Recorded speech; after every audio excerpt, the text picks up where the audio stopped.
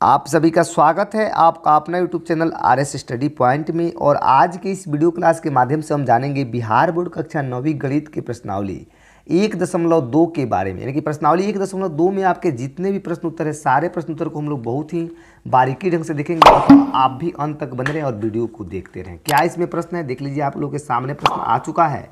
कहा जा रहा है इसमें प्रश्नावली 1.2 है, नीचे दिए गए कथन सत्य है या असत्य कारण के साथ अपने उत्तर की जो है यानी कि उत्तर दे देना है। इसमें आपके 3 प्रश्न दिए गए हैं। इस प्रकार से प्रश्न है, हम लोग बिल्कुल ही आसान भाषा में इसको समझेंगे जो आप लोग के लिए बहुत ही इम्पोर्टेंट होगा। अतः आप सभी देखते रहिए और जितने विद्यार्थी इसके साथ में जुड़े हुए हैं आप लोग इसको लाइक करके रखिए। चलिए हम लोग इसमें बिहार बोर्ड जो है कक्षा 10 यानी कि 9वीं गणित के बारे में हम लोग चर्चा कर रहे हैं। क्या कर रहे हैं इसमें कि प्रत्येक अपरिमेय संख्या एक वास्तविक संख्या होती है। प्रश्न आपसे पूछा जा रहा है कि प्रत्येक अपरिमेय संख्या एक वास्तविक संख्या होती है, आपसे प्रश्न किया जा रहा है। तो बताना है कि यह सत्य है कि असत्य है। तो 1 नंबर प्रश्न की बात करते हैं। इसमें 1 नंबर क्या कर रहा है, प्रत्येक यानी कि सभी के लिए बात किया जा रहा है। तो इसमें क्या हो जाएगा, इसको हम लोग सत्य लिख देंगे क्योंकि ये सत्य ही होता है। तो सत्य क्यों होता है तो इसमें हम लिखते हैं थोड़ा सा, इसमें सत्य तो है लेकिन इसमें क्या हो जाएगा, चला इसमें क्योंकि लिख लेंगे। क्योंकि कैसे हो जाएगा, क्योंकि ये जो होता है हमारा वास्तविक जो संख्या होता है, इसको लिखते हैं वास्तविक संख्याओं का जो होता है हमारा, संख्याओं में जो है परिमेय संख्या भी होती है। बहुत ही इंपॉर्टेंट, परिमेय संख्या भी होती है। यानी कहने का मतलब ये हुआ कि आपका जो वास्तविक संख्या होता है उसमें जो है परिमेय संख्या यानी कि जिसको हम लोग P/Q के रूप में लिख देते हैं वैसी भी संख्या होती है। तो हमसे प्रश्न कहा जा रहा था कि प्रत्येक जो है अपरिमेय संख्या एक वास्तविक संख्या होती है, प्रश्न कहा जा रहा है। तो ये सत्य है क्योंकि प्रत्येक जो है संख्याओं में क्या होता है, एक परिमेय संख्या होती है। तो ये जो हमारा हो जाएगा प्रत्येक जो है अपरिमेय संख्या एक वास्तविक, हाँ तो प्रत्येक अपरिमेय संख्या एक वास्तविक संख्या हो जाएगी। आपका जो है इस सत्य हो जाएगा, बिल्कुल राइट हो जाएगा। अगला कहा जा रहा है इसमें कि संख्या रेखा का प्रत्येक बिंदु जो है √m के रूप में होता है, जहां m एक क्या है, प्रकृत संख्या है। तो देखिए m जो है एक प्रकृत संख्या है, तो इसमें पूछा जा रहा है कि √m के रूप में सिर्फ होता है। तो इसके लिए क्या हो जाएगा, ये हमारा जो है इसमें का 2 नंबर जो प्रश्न बन रहा है आपका क्या हो जाएगा, सीधे सीधे असत्य हो जाएगा। अब ये जाने कि असत्य क्यों होगा, तो इसको लिख लेंगे क्योंकि जो संख्या रेखा पर क्या होता है, ऋणात्मक और धनात्मक दोनों रेखाएं होती है। यानी इस पर मान लीजिए हमारा एक संख्या रेखा होता है इस तरह से, तो इसमें संख्या रेखा की बात की जा रही है। तो इधर से हम जब जाएंगे इधर राइट साइड में जब चलते हैं तो इधर यहाँ से 0 से 1 2 3 इधर से 4 होता है, फिर इधर से -1 -2 -3 ऐसे होता है। तो इस तरह से क्या होता है, इसमें संख्या रेखा में पूछा जा रहा है प्रश्न। आपसे देख लीजिए प्रश्न जो है इसमें कहा जा रहा है कि संख्या रेखा का प्रत्येक बिंदु √m के रूप में होता है। देखिए प्रत्येक बिंदु तो √m के रूप में नहीं होगा क्योंकि इस पर क्या होता है, इस पर लिख लेंगे कि संख्या रेखा पर जो है ऋणात्मक और धनात्मक संख्याएं भी होती है। यानी इस पर क्या होता है, ऋणात्मक और धनात्मक। देखिए इसमें ऋणात्मक और जो है साथ साथ क्या है, धनात्मक दोनों संख्याएं, इसमें क्या है, दोनों संख्याएं होती है। तो ये तो सत्य है, लेकिन परंतु जो क्या है, प्रत्येक बिंदु पर जो है प्रत्येक बिंदु पर एक वर्गमूल संभव नहीं है। तो इसको लिख लेंगे क्या चला इसमें कि प्रत्येक बिंदु पर एक वर्गमूल संभव नहीं है, संभव नहीं है। बहुत ही इंपॉर्टेंट, इस तरह से आपका जो है ये असत्य हो गया। इसके बाद के प्रश्नों की बात कर लेते हैं। क्या प्रश्न इसमें कहा जा रहा है, इसमें आपका प्रश्न कहा जा रहा है इसमें कि प्रत्येक वास्तविक संख्या एक अपरिमेय संख्या होती है, प्रश्न किया जा रहा है। तो प्रत्येक वास्तविक संख्या एक अपरिमेय संख्या होती है, तो ये आपका क्या हो जाएगा, गलत हो जाएगा। क्योंकि इसमें जो है, क्योंकि वास्तविक संख्या जो है ये आपका देखिए अपरिमेय ना देखिए, देखिए दोनों एक जैसे दे रहा है इसमें, ये आपका जो है परिमेय रहेगा। ठीक है, चलिए इसमें जो कहा जा रहा है आपका कि प्रत्येक वास्तविक संख्या एक अपरिमेय संख्या होती है, तो ये क्या हो जाएगा, सीधे सीधे आपका जो है गलत हो जाएगा। क्या हो जाएगा इसमें अगर 3 नंबर की बात करते हैं आपके जो है प्रश्न इसमें कहा जा रहा है, तो इसमें लिख देंगे सीधे सीधे असत्य हो जाएगा। असत्य क्यों हो जाएगा?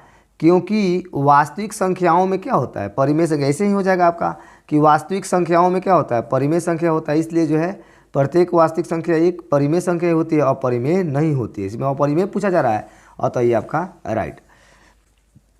आशा करते हैं कि सभी विद्यार्थी इसको आसानी से समझ लिए होंगे। इसके बाद में जो आपका प्रश्न कह रहा है, क्या कह रहा है प्रश्न देख लेते हैं। प्रश्न कहा जा रहा है इसमें कि क्या सभी धनात्मक पूर्णांकों के वर्गमूल अपरिमेय होते हैं? यदि नहीं तो एक ऐसी संख्या के वर्गमूल का उदाहरण ले दीजिए जो एक परिमेय संख्या है। बहुत इंपॉर्टेंट, सभी धनात्मक की बात की जा रही है। तो ये तो आपका 2 नंबर प्रश्न बन रहा है। सीधे सीधे इसमें क्या लिख देंगे, नहीं लिख देंगे। चलिए हम लोग इसका सॉल्यूशन देख लेते हैं किस प्रकार से है, और आप सभी इसको ध्यान से देखते रहिए मेरे प्यारे स्टूडेंट्स। आपके लिए बहुत ही इंपॉर्टेंट क्लास की चर्चा हो रही है। चलिए इसमें 2 नंबर प्रश्न क्या कह रहा है इसमें देख लेते हैं। 2 नंबर की बात करते हैं तो इसमें सीधे क्या लिख देंगे, इसमें कहा जा रहा है कि क्या सभी धनात्मक पूर्णांक के वर्गमूल जो है अपरिमेय होते हैं? तो लिख देंगे नहीं, नहीं होते हैं। क्योंकि क्या होता है इसमें, सभी धनात्मक पूर्णांकों के वर्गमूल अपरिमेय नहीं होते। लिख लेंगे नहीं, सभी धनात्मक पूर्णांकों के वर्गमूल अपरिमेय नहीं होते। यही तो प्रश्न आपका, अपरिमेय नहीं होते हैं, नहीं होते हैं। अब उदाहरण लेने की बात करें आपसे जो है, उदाहरण के लिए क्या हो जाएगा, अगर हम √1 कर लेते हैं तो इसमें √1 में 1 से गुणा करेंगे 2 बार हो सकता है, तो 1 ही होगा। अतः इसको क्या कर लेंगे, 1 गुणे 1 भी कर सकते हैं, दोनों का पेयर से। तो जब पेयर्स में आएगा यानी जोड़ा में है तो इसके लिए 1 बाहर हो जाएगा। या हम इसमें √4 भी कर सकते हैं। √4 भी करेंगे तो क्या हो जाएगा, ये भी हमारा जो है 2 गुणे 2 हो जाएगा, 2 का पेयर्स आ रहा है, अतः इसको भी हम क्या कर लेंगे, इसमें भी हम 2 बाहर कर लेंगे। अगर √9 कर लेते हैं तो इसका भी हो जाएगा 3 गुणे 3, बिल्कुल राइट। इसका भी कर लेंगे तो क्या हो जाएगा, 3 1 बाहर। देखिए ये पेयर्स में आ गया, अतः जो हम इस तरह से जान सकते हैं। इसमें प्रश्न आपसे पूछा जा रहा था, इसके अपोजिट सीधे आ रहा है कि प्रत्येक जो है क्या होता है, पूर्णांकों के वर्गमूल जो है अपरिमेय नहीं होते। ये जो आपका दिया है तो ये क्या है, परिमेय है, अथवा बटा के नीचे कुछ नहीं, 1 के बटा नीचे कुछ नहीं तो 1 छुपा है, 2 के बटा नीचे कुछ नहीं तो 1 छुपा है, 3 के बटा के नीचे भी कुछ नहीं तो 1 छुपा है। अब परिमेय संख्या का उदाहरण क्या होता है, यानी कि आपका क्या होता है, परिमेय संख्या जो होता है जिससे हम लोग क्या करते हैं, P/Q के रूप में लिख देते हैं। यानी वैसी संख्या जिसको P/Q के रूप में लिखा जा सके वो परिमेय है। अतः ये संख्याएं जो बन रही है आपका परिमेय संख्या है, लेकिन अपरिमेय आपका नहीं है। अतः उदाहरण आपका बिल्कुल राइट है। इस तरह से आपका आंसर बिल्कुल ही राइट हो जाएगा। चलिए आगे के प्रश्नों को हम लोग चर्चा कर लेते हैं। बिल्कुल ही आप लोग के लिए इंपॉर्टेंट है, यही प्रश्न जो है आपके लिए बहुत ही इंपॉर्टेंट प्रश्न हो जाएगा। क्या इसमें कहा जा रहा है, प्रश्न देख लीजिए। कहा जा रहा है इसमें कि दिखाइए कि संख्या रेखा पर √5 को किस प्रकार निरूपित किया जा सकता है। प्रश्न तो बहुत ही आपका इजी है, थोड़ा सा अगर आप ध्यान दीजिएगा बिल्कुल ही आपका राइट आंसर बन जाएगा। इसमें दिखा देना है कि रूट जो है संख्या रेखा पर क्या दिखाना है इसमें, कि संख्या रेखा पर √5 जो है किस प्रकार निरूपित किया जा सकता है, प्रश्न आपसे कहा जा रहा है। तो इसके लिए हम देख लेते हैं कैसे इसको बनाएंगे, कैसे इसका सॉल्यूशन है, बहुत इंपॉर्टेंट। चलिए इसके लिए हम क्या करेंगे, चला इसके लिए जो है हम इसमें देखिए आपका जो है स्केल प्रकाल और उसके साथ साथ जो इसमें एक जो अपना एक पैमाना ले लेंगे प्रकाल का जो है, उसके साथ साथ जो है इसमें कलम है कि पेंसिल की जगह पर हम लोग कलम का इस्तेमाल करते हैं, बिल्कुल आपका राइट हो जाएगा। तो हम देख लेते हैं क्या होता है इसमें। मान लीजिए यहाँ से हम कोई ना कोई एक जो है इसमें लाइन ले लेते हैं, बिल्कुल ही इंपॉर्टेंट। इसमें हम एक लाइन लेते हैं जो बिल्कुल ही आपके लिए इम्पॉर्टेंट होगा। यहाँ से जो है हम एक लाइन ले लेते हैं। मान लीजिए यहाँ से हमारा एक लाइन बन के आ रहा है, हम 8 के पास से खींचना शुरू करते हैं। 8 से खींचेंगे, सीधे सीधे लेके चल जाएंगे हम। चलिए यहाँ पर जो बन रहा है हमारा सीधे, मान लीजिए यहाँ पर अगर हम 0 ले लेते हैं, आराम से चला, ये हमारा यहाँ से 0 हो गया, 0 रख लेते हैं। फिर यहाँ से जो है मान लीजिए यहाँ से अगर हम 1 पर 0 लेते हैं, फिर हम यहाँ पे पॉइंट डालते जाएंगे, 1 पॉइंट बन रहा है, फिर 1 पॉइंट ये है, 1 पॉइंट ये है। 1 सेंटीमीटर का सब जगह पैमाना ले लेंगे। यहाँ भी 1 पॉइंट का ले लेते हैं तो 1 पॉइंट ये बन गया। फिर यहाँ से कर लेते हैं एक पॉइंट ए बन रहा है, फिर एक पॉइंट ए। देखिए ये जो हमारा हो जाएगा सीधे 1 2 और जो है 3 मान लीजिए इधर, -1 -2 और -3 हमारा बन गया। देखिए यहाँ पर जो है ना बहुत ही आसान रूल है, इसको हम समझ लेते हैं। हमारा जो है 3 नंबर प्रश्न की बात हो रही है, इसमें बिल्कुल ही आपके लिए इम्पोर्टेंट है।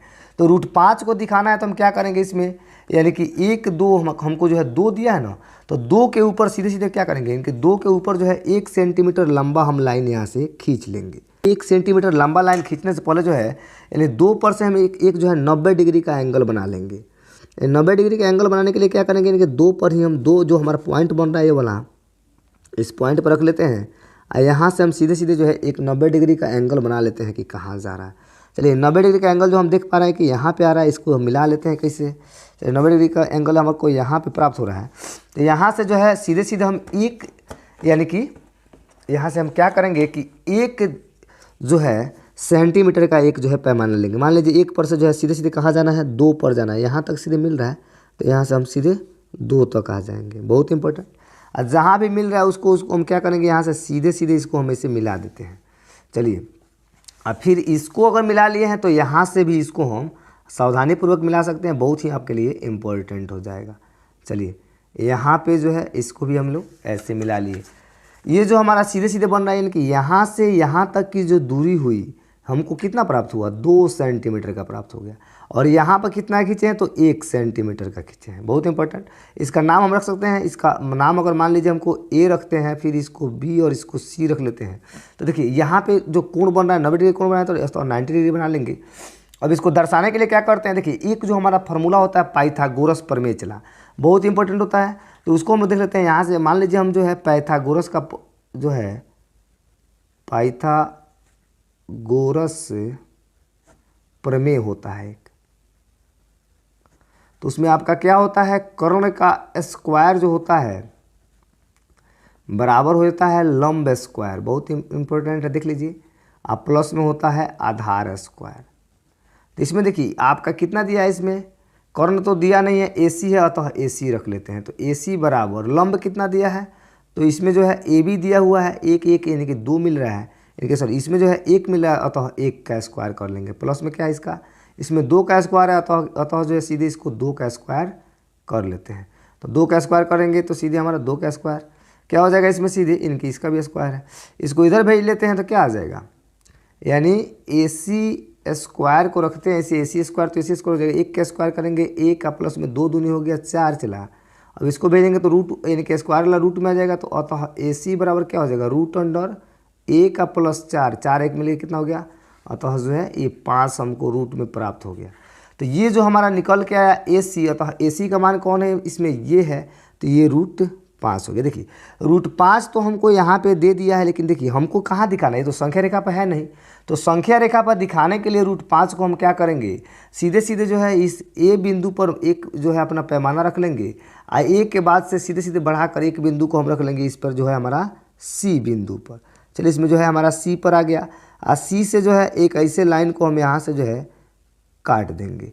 चलिए जहाँ पे भी मिल रहा है ना ये वाला लाइन जहाँ पे भी मिला है, यही हमारा जो है √5 हो जाएगा। आशा करते हैं कि सभी मेरे प्यारे स्टूडेंट्स को आसानी से ये जो है समझ में आ गया होगा। ये प्रश्न तो आपके एग्जाम्स में चला पूछे नहीं जाते हैं, फिर भी इसको देखना ज़रूरी है, देख लेते हैं कैसा है। ये आपका दिया गया है कक्षा, इसमें जो है कक्षा के लिए क्रियाकलाप सर्पिल एक बना देना है इस प्रकार से। तो सर्पिल बनाने के लिए जो है हम बहुत ही इंपॉर्टेंट तरीक़ा से इसको समझ लेंगे, एक बार समझेंगे तो पूरा हम लोग को समझ में आ जाएगा। चलिए हम लोग सर्पिल की बात कर लेते हैं। तो इसमें जो है आप लोग के लिए सर्पिल की रचना करेंगे, बहुत ही इंपॉर्टेंट होगा। चलिए सर्पिल बनाने के लिए सबसे पहले जो है हम एक क्या करेंगे, यानी कि 1 सेंटीमीटर का ही एक जो है लाइन लेंगे। चला आपका जो है यहाँ पे 4 नंबर प्रश्न जो है स्क्रीन पर आ चुका है, इसको हम लोग बना रहे हैं, कैसे बन रहा है। चलिए 1 सेंटीमीटर का लाइन मान लीजिए हमने जो है एक जो है यहाँ से यहाँ तक खींच लिया, कि ये हमको दिया हुआ है 4 तक। चलिए 4 से 5 तक खींच लिए, तो हमको जो है मान लीजिए ये A और ये मान लीजिए इसको P दे दिया है, बहुत आसान है। अब यहाँ से भी हम क्या करेंगे, एक जो है 90 डिग्री का एंगल यहाँ से बना लेंगे। चला सीधे सीधे आप लोग ध्यान देते रहिए, आप लोग के लिए बहुत ही इंपॉर्टेंट हो जाएगा। चलिए 90 डिग्री की बात करें तो 90 डिग्री आपका जो है यहाँ पे आ चुका है। चलिए हम देख लेते हैं यहाँ पे ये आपका जो है बिल्कुल जो है 90 डिग्री का एंगल बन रहा है। यहाँ पे देख लेते हैं 90 डिग्री तो बन गया। अब यहाँ से भी हम क्या करेंगे, सीधे सीधे 1 सेंटीमीटर का ही पैमाना खींचेंगे। तो 1 सेंटीमीटर का ही पैमाना होगा, तो जो हम कहीं से भी मान लीजिए 7 से 8 तक बढ़ा लेते हैं 1 सेंटीमीटर यहाँ से लेके सीधे है। चलिए यहाँ से 7 से 8 जो है हमारा यहाँ आ गया, अतः जो है यहाँ से हम 7 से 8 खींच लिए सीधे है। चलिए ये भी हमारा 1 सेंटीमीटर, ये भी हमारा 1 सेंटीमीटर। इसको हम क्या करते हैं, इसको जो है यहाँ से चला मिला लेंगे। जब इसको यहाँ से मिला लेते हैं तो ये क्या हो गया, 1 सेंटीमीटर 1 सेंटीमीटर हमारा जो है पाइथागोरस प्रमेय लागू होता है, ये हमारा √2 हो जाएगा। चलिए √2 हो गया। तो यहाँ पर भी हम सीधे सीधे क्या करेंगे, इसको भी जो 90 डिग्री पर जो है इसको तोड़ेंगे, 90 डिग्री का इस पर भी एंगल बना लेंगे। तो जब 90 डिग्री इस पर बनाते हैं, देखते हैं क्या होता है। बिल्कुल ही इंपॉर्टेंट है, यहाँ पर भी 90 डिग्री बना के हम लोग ट्राई कर सकते हैं क्या है। चलिए 90 डिग्री सीधे सीधे यहाँ आ रहा है, तो यहाँ पे लिखा आ गया। फिर जो है यहाँ से भी 1 सेंटीमीटर का हम लोग जो है पैमाना खींच लेंगे। चलिए बहुत इंपॉर्टेंट आपके लिए जो है 1 सेंटीमीटर का पैमाना यहाँ से यहाँ तक खींचा गया, और जो खींचा गया उसको यहाँ से लेकर मिला देंगे। यहाँ से लेकर इसको मिला दिए। चलिए फिर यहाँ पर भी हम 90 डिग्री कोण बनाएंगे। ये हमारा जो है P हो गया, ये P1 हो गया, ये हो जाएगा P2। फिर आगे निकालेंगे तो ये हमारा जो निकल के ये सीधे कितना हो गया, √3 हो गया। इसके आगे बढ़ाएंगे फिर 90 डिग्री काट कर, तो बन जाएगा आपका रूट आपका जो है 3, यानी कि 3 के बाद 4, 4 के बाद 5। इस तरह से आपका सर्पिल रचना होगा, जो बिल्कुल ही आप लोग के लिए इंपॉर्टेंट होगा। चला, और तो हम आशा करते हैं कि सभी विद्यार्थी इसको आसानी से समझ लिए होंगे, जो बिल्कुल ही आप लोग के लिए इंपॉर्टेंट है। और जो है आप लोग इस ऐसे ही जो है आप लोग जुड़े रहें और अपने दोस्तों में भी शेयर करके रखें। तब तक के लिए आप सभी को बहुत बहुत धन्यवाद।